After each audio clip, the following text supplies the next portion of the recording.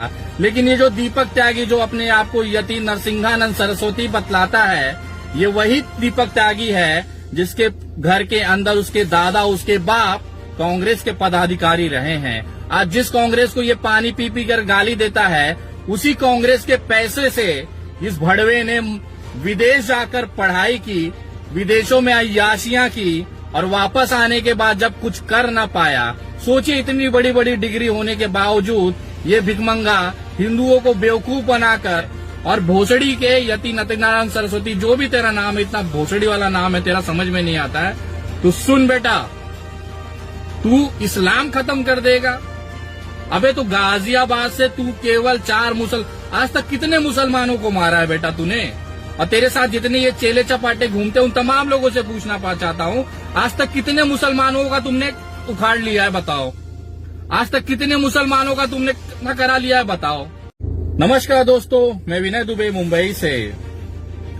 हिंदुस्तान में मुसलमान, इस्लाम एक ऐसी चीज है, एक ऐसी वस्तु हो गई है जिसके वजह से पूरा राजनीतिक उसके आसपास घूमता है। मुझे कभी कभी समझ में नहीं आता कि अगर ये इस्लाम और मुसलमान भारत में ना होता तो ये भारतीय जनता पार्टी वाले बेचारे भिखमंगे तो भूखे मर गए होते। आजकल जिसको देखो मोबाइल उठाता है और इस्लाम को खत्म करने की बातें करता है।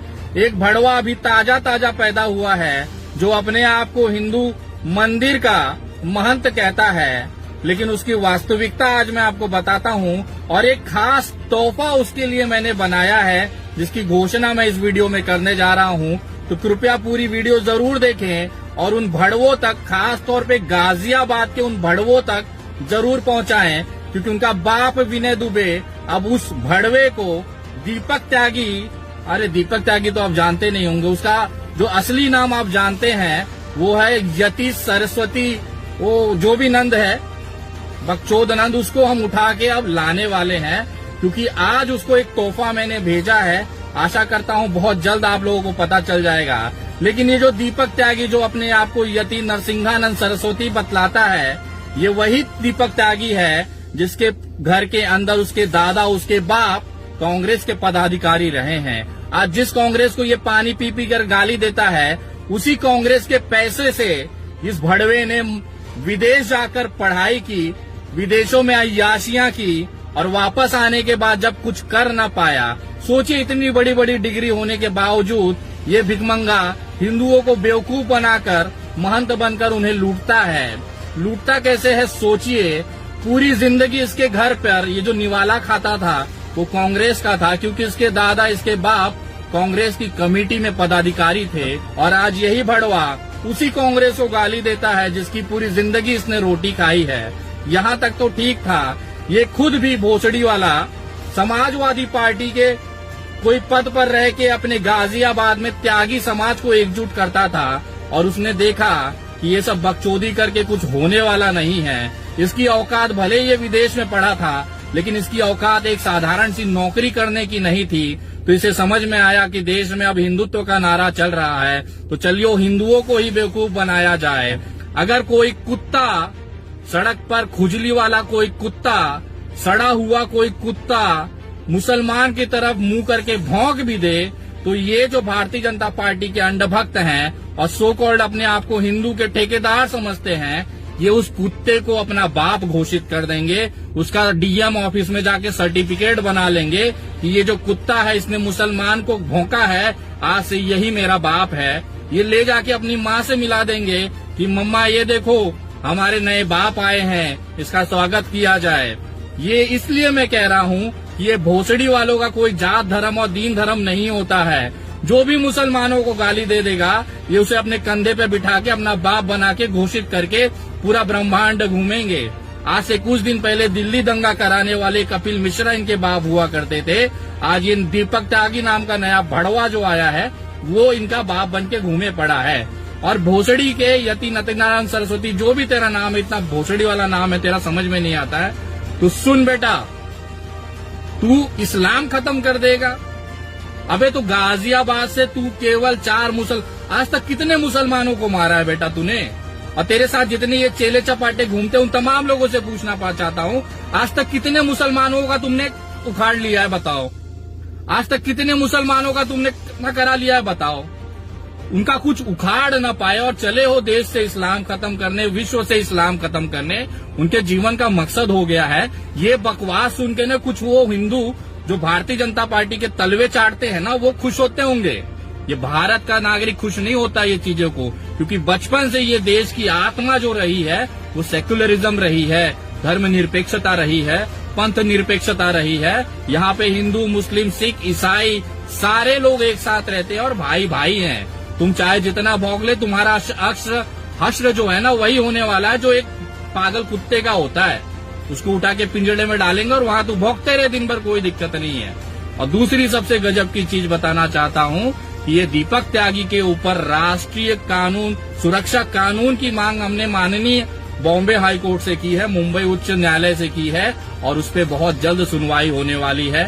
पूरे देश में इसके ऊपर एफआईआर हुए लेकिन गिरफ्तारी नहीं हो पाती, क्योंकि हम समझ सकते हैं भारतीय जनता पार्टी की नफरत की राजनीति के लिए ये अग्नि का काम कर रहा है, तो भारतीय जनता पार्टी उसे बचाएगी ही। लेकिन संविधान अब वहां से तू न बच पाएगा बेटा।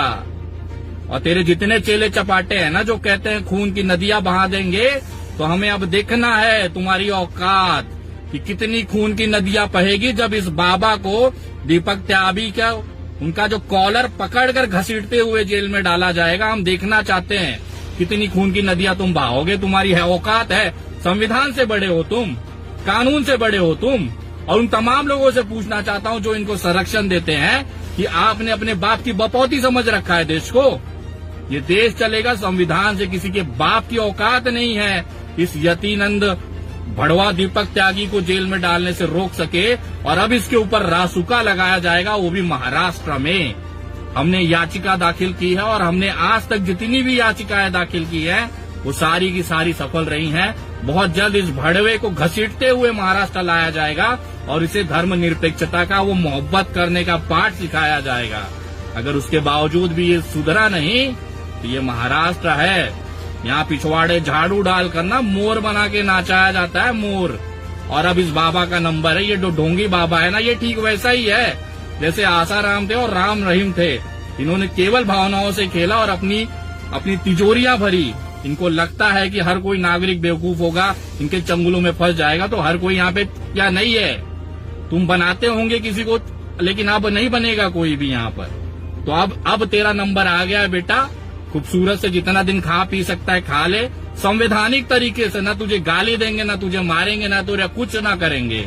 संवैधानिक तरीके से कानूनी प्रक्रिया के अंदर तेरा कॉलर घसीटते हुए तुझे जेल में डालेंगे। उसके बाद तेरा इंतजार करेंगे कौन तेरा बाप तेरे को बचा सकता है। हमको भी अब देखना है भड़वे। तू इस्लाम खत्म करेगा, तू देश की एकता अखंडता को खत्म करेगा। तेरा बाप न कर पाए, तेरा दादा न कर पाए, भोसड़ी वाले तू कर पाएगा? चल कर ले, उखाड़ ले, तेरे को मौका देते हैं। तुझे घसीट के मुंबई लाया जाएगा, तुझे बल भर पेला जाएगा। यहाँ पे पिछवाड़े झाड़ू डाल के तेरे को मोर न बनाया। ये महाराष्ट्र की भूमि नहीं है। इंतजार कर, बस कुछ दिन और है बेटा, भौंक ले जितना भौंकना है। मैं धन्यवाद करता हूँ कि न्यायपालिका का जो इस तरह के प्रावधान उन्होंने रखा है, इस तरह के पागल कुत्तों को जेल में डालने के लिए जो उचित व्यवस्थाएं हैं वो हमारे हाथों में दी है। अब उसका हम संवैधानिक तरीके से पालन करेंगे, न इसे कोई धमकी देंगे, न गाली देंगे, न कुछ करेंगे। उन तमाम लोगों का भी मैं विशेष तौर पे निषेध करता हूँ जो सर कलम करने की बात करते हैं, इसको गोली मारने की बात करते हैं, इसकी हत्या करने की बात करते हैं। उन तमाम लोगों में और इसमें कोई ज्यादा फर्क नहीं है। वो भी जाहिल है और ये दूसरा जाहिल है। तो उन तमाम लोगों का निषेध करता हूं। मैं किसी का विशेष की बात नहीं कर रहा हूं, लेकिन न्यायिक प्रक्रिया से अब इसका इलाज किया जाएगा और बहुत जल्द किया जाएगा। और जितने तेरे चेले चपाटे हैं ना, उनकी औकात हमें पता है।